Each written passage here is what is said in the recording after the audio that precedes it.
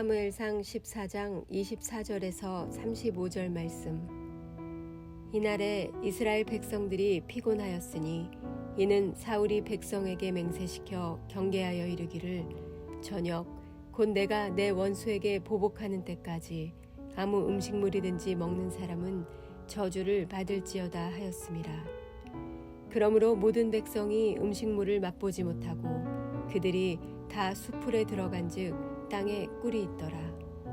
백성이 수풀로 들어갈 때 꿀이 흐르는 것을 보고도 그들이 맹세를 두려워하여 손을 그 입에 대는 자가 없었으나 요나단은 그의 아버지가 백성에게 맹세하여 명령할 때에 듣지 못하였으므로 손에 가진 지팡이 끝을 내밀어 벌집에 꿀을 찍고 그의 손을 돌려 입에 대매 눈이 밝아졌더라. 그때 백성 중 한 사람이 말하여 이르되 당신의 부친이 백성에게 맹세하여 엄히 말씀하시기를 오늘 음식물을 먹는 사람은 저주를 받을지어다 하셨나이다. 그러므로 백성이 피곤하였나이다 하니 요나단이 이르되 내 아버지께서 이 땅을 곤란하게 하셨도다. 보라, 내가 이 꿀을 조금을 맛보고도 내 눈이 이렇게 밝아졌거든. 하물며 백성이 오늘 그 대적에게서 탈취하여 얻은 것을 임의로 먹었더라면 블레셋 사람을 살육함이 더욱 많지 아니하였겠느냐. 그날에 백성이 믹마스에서부터 아얄론에 이르기까지 블레셋 사람들을 쳤으므로 그들이 심히 피곤한지라. 백성이 이에 탈취한 물건에 달려가서 양과 소와 송아지들을 끌어다가 그것을 땅에서 잡아 핏째 먹었더니 무리가 사울에게 전하여 이르되 보소서 백성이 고기를 핏째 먹어 여호와께 범죄하였나이다. 사울이 이르되 너희가 믿음 없이 행하였도다. 이제 큰 돌을 내게로 굴려오라 하고 또 사울이 이르되 너희는 백성 중에 흩어져 다니며 그들에게 이르기를 사람은 각기 소와 양을 이리로 끌어다가 여기서 잡아먹되 핏째로 먹어 여호와께 범죄하지 말라 하라매 그 밤에 모든 백성이 각각 자기의 소를 끌어다가 거기서 잡으니라. 사울이 여호와를 위하여 제단을 쌓았으니 이는 그가 여호와를 위하여 처음 쌓은 제단이었더라. 아멘.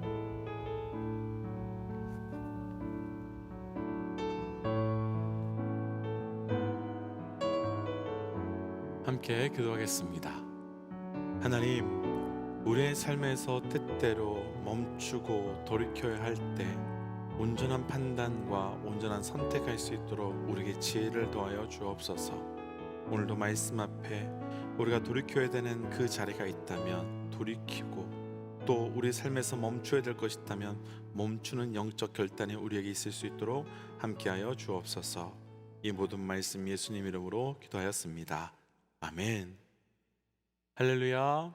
우리에게 날마다 말씀으로 영의 양식을 공급해 주시고 또 그 공급해 주시는 영의 양식을 통해서 우리가 살고 또 호흡할 수 있도록 모든 것을 허락하여 주시는 주의 이름을 높이 찬양합니다.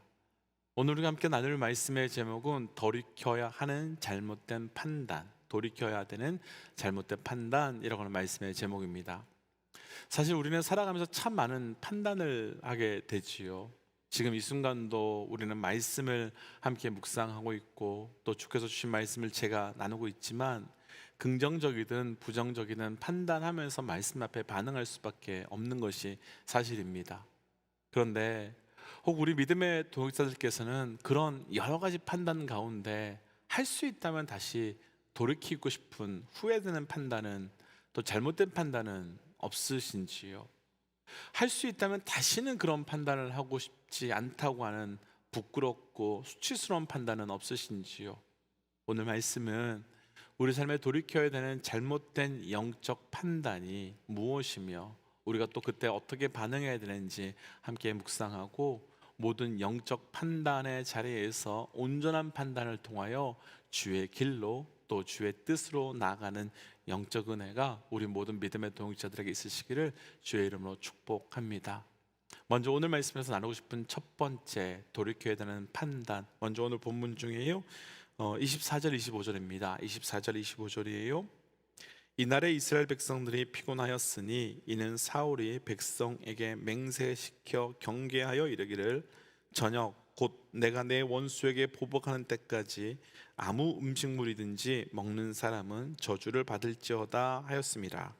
그러므로 모든 백성이 음식물을 맛보지 못하고 그들이 다 수풀에 들어간즉 땅에 꿀이 있더라. 아멘.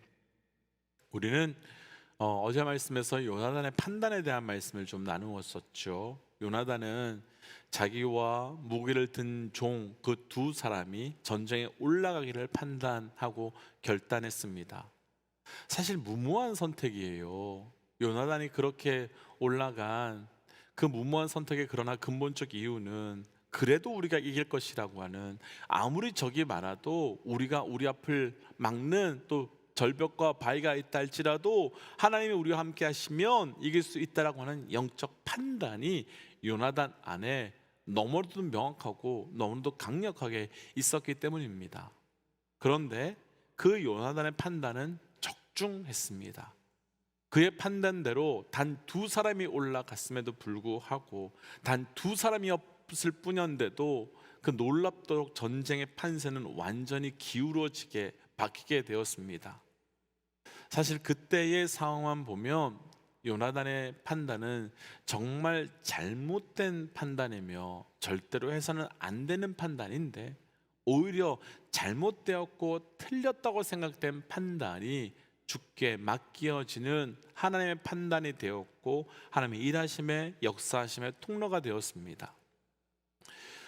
저랑 가깝게 지내시는 멘토 목사님 중에 정말 이런 분이 한 분 있는데요, 정말 그분 옆에서는 때로는 무모할 정도로, 때로는 조금 심각한 표현으로 무식할 정도로 무모한 결단과 판단을 하실 때가 참 많이 있었습니다. 그런데 놀랍게도요, 그 목사님의 삶에는, 그리고 그분의 목회 현장에는 말도 안 될 정도로 놀라운 하나님의 역사가 많이 일어났습니다.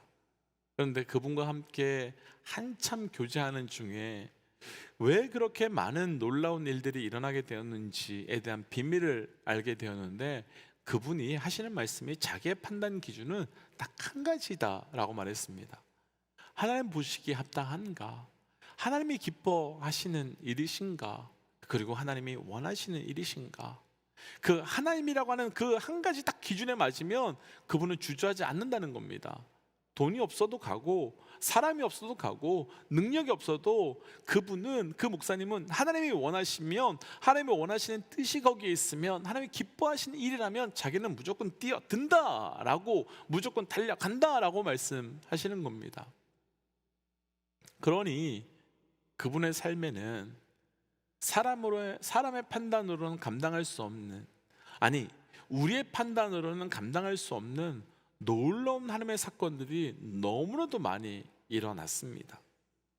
그런데 이런 관점으로 보면 하나님의 사람에게 나타나는 그 판단의 기준에는요, 거룩한 판단의 기준에는 한 가지 공통점이 있는데 바로 하나님이었습니다. 어제 말씀에서 나오는 요나단도 그렇고요, 또 70살이 넘은, 그럼에도 불구하고 떠나라고 하는 말씀 앞에 떠났던 아브라함도 그렇고요, 다윗도 모두 다 그들의 판단의 기준은 단 하나, 하나님이었습니다. 능력도 상황도 환경도 아닌 단 한 분, 하나님이 그 삶의 모든 판단의 기준이었습니다.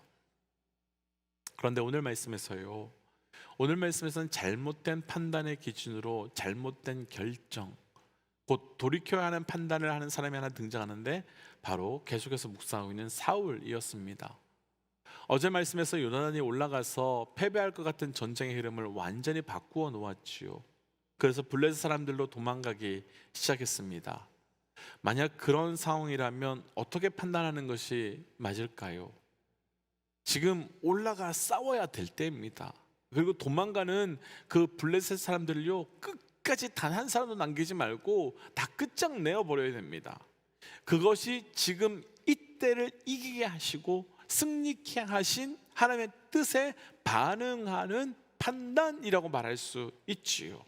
왜냐하면 하나님께서 이기게 하셨으니 그 이기게 하신 하나님께 반응하는 것이 온전한 판단이지요. 그런데 오늘 말씀에서 사울은 이상한 판단을 합니다. 그 전쟁 때문에 백성들이 기뻐하고 있는데 갑자기 사울이 말합니다. 아무것도 먹지 마. 그리고 단순하게 아무것도 먹지 말라가 아니라 말씀 보시면 금식하라고 24절 끝부분에 보면요, 더구나 한 가지 뭐라고 표현하는가 하면 음식을 먹는 자는 저주를 받게 될 거야 라고까지 말합니다. 아니, 이런 바보 같은 결정이 어디 있습니까? 이런 바보 같은 판단이 어디 있습니까? 지금은요, 백성들에게 더 먹게 해서 힘을 내서 쫓아가서라도 정말로 공급해 줄 정도로 해도 부족할 정도인데, 먹지 마라, 금식하라, 그리고 먹는 사람은 저주가 받을 거야, 이런 바보 같은 말을 하는 왕이 어디 있습니까? 이런 바보 같은 판단을 하는 사람을 어떻게 우리가 왕이라고 할 수 있고 리더라고 할 수 있겠습니까? 그런데 우리가 조금 전에 읽었던 24절에는 바울이 왜 바보 같은 판단을 했는지 정확하게 이유가 기록되어 있는데요, 24절 중반을 보면 사울은 이 전쟁에 대해서요, 내가 내 원수에게 보복하는 때까지 라고 표현합니다. 다시요, 내가 내 원수에게 보복하는 때까지 라고 표현합니다. 아주 짧은 구절이지만 이 구절 안에는요, 왜 사울이 잘못된 판단을 하게 되었는지 그 이유가 명확하게 나옵니다. 아주 분명하게 나옵니다. 먼저 첫 번째 이유는요, 하나님의 거룩한 영적 전쟁을 나의 복수하는 전쟁으로 바꾸어 버렸기 때문입니다. 다시요, 하나님의 거룩한 전쟁을 나의 복수하는 전쟁으로 바꾸어 버렸기 때문입니다. 지금 이 전쟁은요, 사울의 원수에게 복수하는 전쟁이 아닙니다. 이 전쟁은요, 하나님의 백성과 이방 백성이 싸우는 영적 전쟁입니다. 그렇다면 이 전쟁에서 모든 판단의 기준은 내가 아니라 하나님이어야 됩니다. 조금 더 간단하게 표현해 보면 나의 옳음을 증명하기 위해서 싸우는 것이 아니라 하나님의 하나님 되심, 하나님이 거룩하신 분임을, 하나님이 옳은 분이심을 증명하기 위하여 싸워야 됩니다. 그런데 지금 사울은 하나님의 옳음이 아니라 나의 옳음을 위하여 싸우고 있습니다. 두 번째 잘못된 판단을 하게 된 이유가 또 나오는데, 사울은 내가 내 원수에게 보복하는 전쟁이라고 말합니다. 누가요? 내가요. 누구를요? 나를요. 왜 이렇게 말하겠습니까? 이 전쟁을 통해서요, 영광받고 싶은 사람이, 이 전쟁을 통해서 높임받고 싶은 사람이 바로 사울, 바로 자신이었기 때문입니다. 자, 그림을 그려보면 아주 쉬울 것 같아요. 아들 요나단이요, 단 두 사람이 올라가서 전쟁의 승기를 잡았습니다. 그럼 싸워야 되죠. 끝까지 올라가서 적들을 완전히 끝장내야 됩니다. 근데 사울은 그렇게 하지 않습니다. 멈추라고 말해요. 금식하라고 말해요. 그러면서 뭐라고 말하는가 하면 내가라고 반복합니다. 왜냐하면 아들 요나단이 아닌 내가 해야 되기 때문에, 내가 해야 내가 영광 받을 수 있기 때문입니다. 나 때문에, 그리고 나로 인해서 승리해야만 사람들이 나에게 영광 돌릴 수 있기 때문입니다. 만약에 내가 아니라 요나단이 있다면 사람들은 요나단에게 영광을 돌리고 요나단이 영광을 받게 될 것이기 때문입니다. 그런데 이 부분은요, 사울의 삶이 끝나는 날까지 계속 바뀌지 않습니다. 사울이 왜 다윗을 죽이려고 그렇게 쫓아다녔습니까? 왜 사울에게 그렇게 다윗이 원수가 됐습니까? 단 한 가지 사건 때문이었습니다. 다윗이 골리앗을 이기고 블레셋과의 전투에서 승리하고 돌아왔을 때 사람들이 사울은 천천히요, 다윗은 만만이라고 노래했던 그 노래 한 곡 때문이었습니다. 내 신하가 잘해서 승리했으면 얼마나 좋은 일입니까? 수고했어, 애써서 했으면 될 텐데, 내가 중심에 서 있지 않자, 내가 영광을 받지 않자 사울은 참지 못하는 겁니다. 그 결과 사울은 평생을 내 영광을 취한, 내 자리를 취한 다윗을 주로 쫓아다닐 수밖에 없는 슬픈 인생이 된 겁니다. 그런데 이런 사울의 모습을 보면 생각나는 두 사람이 있는데요, 한 사람은 가인이고요, 한 사람은 탕자의 형입니다. 가인은 인류 최초의 살인자였습니다. 어떻게 그렇게 되었을까요? 하나님께서 아벨의 제사는 받았는데 나의 제사는 받지 않았기 때문이었습니다. 그리고 또 하나는 내가 제사 드리면, 내가 예배 드리면 하나님 무조건 받으셔야 되는데 하나님께서 받지 않으시겠다고 했기 때문이었습니다. 탕자의 형은요, 동생이 집을 나갔는데도요 아버지를 위로하거나 나가서 동생을 찾아오려고 하지 않습니다. 왜냐하면 형은 내가 동생과 다르게 삶을 통해서 아버지에게 나의 존재를 증명하려고 했기 때문입니다. 그래서 형이 동생이 돌아왔을 때조차도 그 자리에 들어가지 않습니다. 나는 아버지 앞에서 동생과 다르게 살았는데 대신 하는 말이 왜 나에게 해주는 것이 아무것도 없냐면서 잔치에 들어가려고 하지 않습니다. 이들이 왜 잘못된 판단을 하게 된 것입니까? 사울을 포함해서 가인도, 그리고 탕자 형도요, 그리고 우리조차도요, 왜 잘못된 판단을, 돌이켜야 되는 잘못된 판단을 하고 있는 거지요? 우리의 기준이, 우리의 동기가 바로 나이기 때문입니다. 그래서 내가 영광을 받아야 되고 나 중심으로 돌아가야 되고 그래서 내가 높임을 받아야 되는데 그렇지 않으니까 우리는 잘못된 판단을 끊임없이 할 수밖에 없는 겁니다. 이 잘못된 판단의 결과가요 정말 무섭습니다. 이 잘못된 판단의 결과가 정말 무섭습니다. 비교할 내용이 너무 많지만 잘못된 판단의 결과만 좀 본다면 요나단의 판단으로는 사람이 살지만 사울의 판단으로는 사람이 죽습니다. 그렇죠? 요나단의 판단으로는 하나님의 일하심이 나타나는데요, 사울의 판단으로는 하나님의 버리심이 나타나게 됩니다. 그렇죠? 요나단의 판단으로는요 거룩함이 회복되는데요, 사울의 판단으로는요 죄가 확장되어 나갑니다.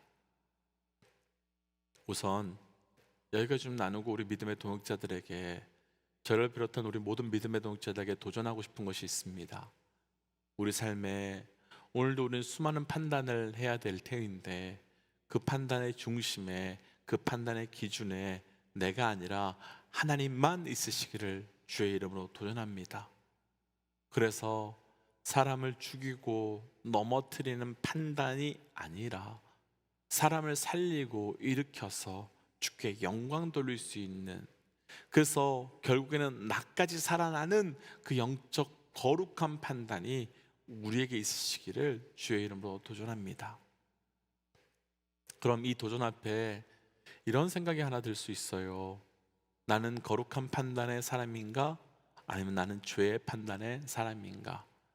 그 판단에 대해서요 오늘 말씀 37절을 통해서 함께 좀 나눠보고 싶은데요, 37절 함께 좀 읽어볼게요. 사울이 하나님께 묻자오되 내가 블레셋 사람들을 추격하리이까? 주께서 그들을 이스라엘 손에 넘기시겠나이까? 하되 그날에 대답하지 아니하시는지라. 그날에 대답하지 아니하시는지라. 사울이 하나님께 물었습니다. 그런 하나님께서는 사울에게 대답하지 않으셨습니다. 왜 하나님께서는 대답하지 않으셨을까요? 우리의 삶에 하나님을요 조언자로 둘 것인지 판단자로 둘 것인지를 선택해야 되고 그에 따라 달라지기 때문입니다. 다시요, 하나님을 조언자로 둘 것인지 하나님을 판단자로 둘 것인지에 따라서 완전히 달라지게 되기 때문입니다. 지금 사울은요 하나님을 판단자로 두지 않습니다. 사울은 단지 내가 결정하고 내가 선택한 것을 하나님께 그냥 도움받고 하나님께서 그냥 공급해주는 하나님의 조언자로 둡니다. 그리고 하나님은 그 조언자로 도움을 구하는 자에게 답하지 않습니다.